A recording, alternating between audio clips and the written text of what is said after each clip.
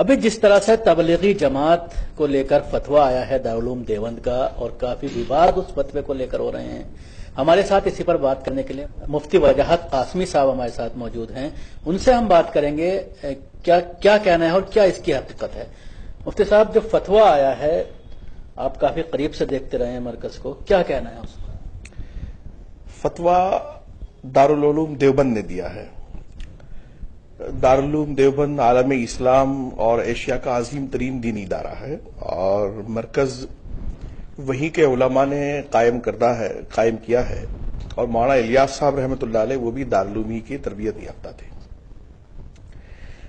تبلیغی جماعت جو بھی ہے وہ دین کا ایک شعبہ ہے، اور دارالعلوم کے علماء نے ہمیشہ اس کی سرپرستی فرمائی ہے، اور دارالعلوم نے ہمیشہ ان کی تربیت فرمائی ہے۔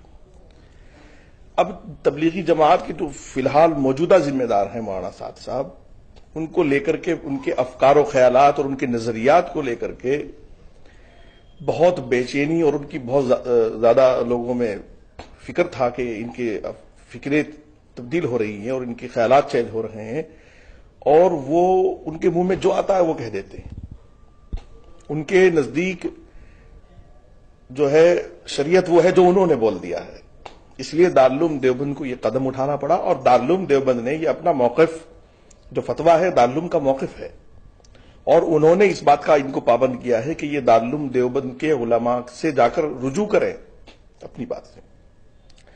رجوع کا مطلب یہ ہے کہ ہم اس بات سے یہ غلطی ہو گئی ہے اور آئندہ اس طرح کی بات ہم نہیں کریں گے۔ دارالعلوم دیوبند نہ تبلیغی جماعت کا مخالف تھا، نہ ہے اور نہ ہو سکتا، چونکہ دعوت و تبلیغ جو ہے وہ دین اسلام کا ایک اہم شعبہ ہے، اور 1,24,000 انبیاء علیہم الصلوۃ والتسلیم کی سنت ہے۔ دعوت دین کی طرف بلانا، دعوت و تبلیغ دین کی طرف بلانا ہے۔ اس لیے جو اس وقت کی موجودہ ذمہ دار ہیں ان سے بہت شکایت ہے، اور پورے ملک میں ہے، اور علماء کو ہے اور ائمہ کو ہے۔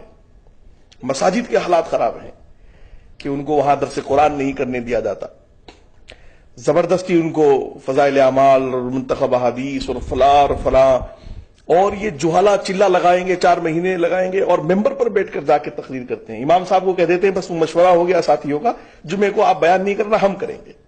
یہ دین میں بگاڑ آ رہا ہے، اس لیے دارالعلوم نے فتویٰ دیا، فوراً مظاہر العلوم نے اس کی تائید کی، اور جامعہ تعلیم الدین ڈابیل جو ہندوستان کا بہت بڑا اور مرکزی ادارہ ہے انہوں نے فوراً تائید کی، اور مفتی احمد دیولہ جو ہندوستان کے بڑے علماء میں ہیں، گجرات کے بڑے مفتیوں میں ہیں، انہوں نے تائید کی، اور پورے ملک کے علماء اس فتوے کی تائید کر رہے ہیں، اور ان کے اندر ایک بے چینی ہے کہ ہمارے خون و پسینے اور محنت سے اس کام کو سینچا ہے۔ جب ان تک فتویٰ پہنچا ہے ان تک، تو ان کا کیا ری ایکشن ہے اس پر؟ کیا انہوں نے رجوع کیا یا کوئی جواب دیا دارالعلوم دیوبند کو؟ جی ہاں، انہوں نے دارالعلوم دیوبند کو ایک خط لکھا 3-4 صفحات کا، 7 صفحات کے آس پاس کا، اور دارالعلوم دیوبند کو وہ خط لکھا، دارالعلوم کے بزرگوں نے وہ پڑھا، لیکن فوراً دارالعلوم کے بزرگوں نے ان کو ایک رد عمل بھی لکھا، اپنا تردیدی خط بھی لکھا، اور ان سے کہا کہ یہ خط ہمارے لیے قابل اطمینان نہیں ہے، ہم اس خط کو تسلیم نہیں کریں گے، چونکہ انہوں نے وہی اپنی بات، اور آخر میں یہ کہہ دیا کہ میں جو کہہ رہا ہوں اس پر میں دارالعلوم کو حوالے دوں گا، مطلب یہ ہے کہ یہ اپنی بات پر قائم رہیں گے، رجوع نہیں کریں گے۔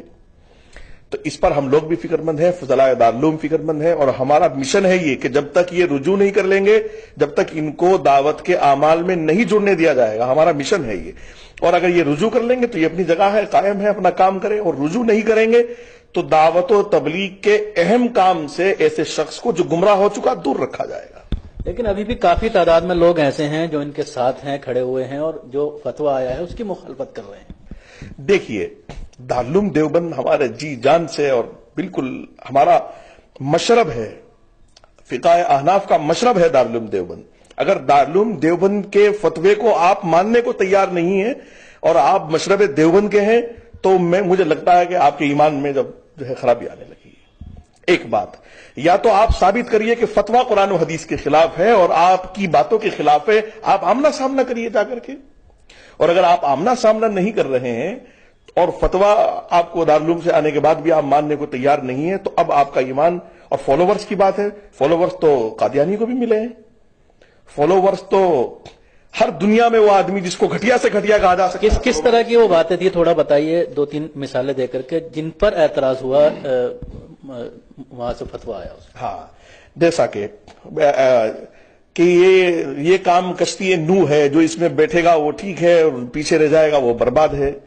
जैसा कि अभी एक ताजा उनका ऑडियो आया है कुछ दिन पहले, शायद साल भर का, ये 6 महीने जब का भी है वो, कि दुनिया में अगर काबिल इताअत, काबिल आजमत, काबिल एहतराम कोई जगह है हरमैन के बाद तो ये मरकज है। ये कैसे हो सकता है? ये तो सही हदीस के खिलाफ है। नबी पाक सल्लल्लाहु अलैहि वसल्लम ने तो 3 मस्जिदों को, तीसरा नंबर बैतुल मुकद्दस को दिया है, तीसरा मकाम।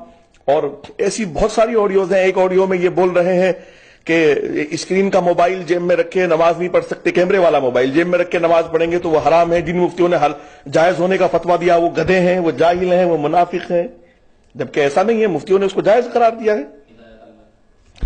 अगला कदम क्या होगा दारुल उलूम देवबंद का अगर ये रुजू नहीं करते हैं? खास तौर से बात यह आ रही है कि जिम्मेदार को लेकर, मौलाना साद को लेकर, कि पहले भी कई बार झगड़े हो चुके हैं मरकज में और उस पर कई तरह के सवालात खड़े हो चुके हैं कि आखिर जहां से दीन की बात होती है, इस्लाम की बात होती है, कुरान हदीस की बात होती है, वही खुद उस पर अमल नहीं कर रहे। देखिए, दारुल ने अपना काम कर दिया है। दारुल ने इसको गुमराह करार दिया है जब तक ये तौबा ना कर ले और ऐलानिया रुजू ना कर ले।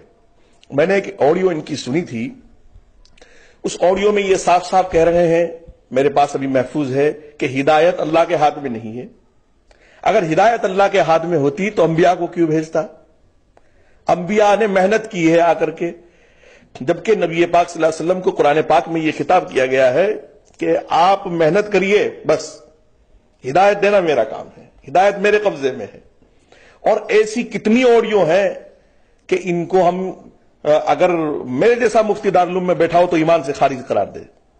दारुल ने अगर फतवे के बाद भी इन्होंने रुजू ना किया, और दारुल से हम अपील करेंगे कि वो दावत वाले काम से, तबलीग के इस अहम काम से, इस मुकद्दस, ये इस पाक जगह मरकज से, जहां से हमारे अकाबिर जुड़े रहे हैं, इस जगह से इसको अलग करें और ये अपने घर रहें। कुछ भी, कोई भी फिरका चलाएं, हम इससे क्या बेहतर।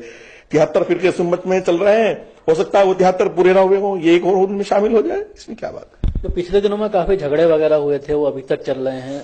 तो कोई इस तरह का सिस्टम नहीं होना चाहिए कि शूरा होनी चाहिए और बाकायदा उसका चुनाव होना चाहिए? ये नहीं कि अगर आप बाप थे तो उनके बाद बेटा बन जाए। देखिए, इस्लाम में यह है भी नहीं निजाम कि बाप है और बेटा उस विरासत को आकर के ले लेगा। अगर काबिल बेटा है और सब मिलकर बनाए तो बहुत अच्छी बात है। शूरा भी कैसी हो, दावत और तबलीग जैसे अहम काम को संभालने के लिए, जहां से दीन और जहां से लोगों को जो हिदायत का सबब बन रही है जो जगह, वहां पर शूरा हो, उलमा की शूरा, नदवा के उलमा, दारुल के उलमा, मज़ाहिलुम के उलमा, डाबेल के उलमा, जो हमारे बड़े इदारे हैं वहां के उलमा हो, और वो शूरा अपनी निगरानी में और अपनी तरबियत में इस इदारे को चलाए, जैसा कि दारुल शूरा चला रही है, मज़ाहिलुम को शूरा चला रही है, और जितने भी बड़े इदारे हैं और हमारी बड़ी तंजीमें हैं वो सब शूराओं से चल रहे हैं। यहां तक के पॉलिटिकल पार्टियां शूराओं से चल रही हैं। तो ये इतना बड़ा निजाम है जो पूरे आलम इस्लाम में इसका चर्चा है और काम कर रहा है, तो ये क्यों नहीं शूरा से चलना चाहिए? हर हाल में शूरा से चलना चाहिए और उलमा की शूरा हो। आज जुमेरात है, लेकिन अब ये मरकज से होकर आ रहे हैं, जिस तरह से वहां पर भीड़ होती है तो भीड़ वो नजर नहीं आ रही, तो कहीं ना कहीं फतवे का असर नजर आ रहा है। जी बिल्कुल, हर हाल में आएगा, चूंकि जो तबलीग में लगे हुए लोग हैं वो हर हाल में देवबंदी हैं, देवबंद के फॉलोवर हैं, जितने भी हैं देवबंद के फॉलोवर्स हैं और देवबंदियत से जुड़े हुए हैं। उलमाए देवबंद ने फतवा दिया है, और मैं तो अइम्मा और खुतबा से अपील करता हूं कि कल जुमे में वो अपने उस फतवे को पढ़कर सुनाएं कि दारुल ने इस दावत के इस बेहुदा जिम्मेदार के लिए ये फतवा दिया है, जब तक ये रुजू ना कर ले, तौबा ना कर ले।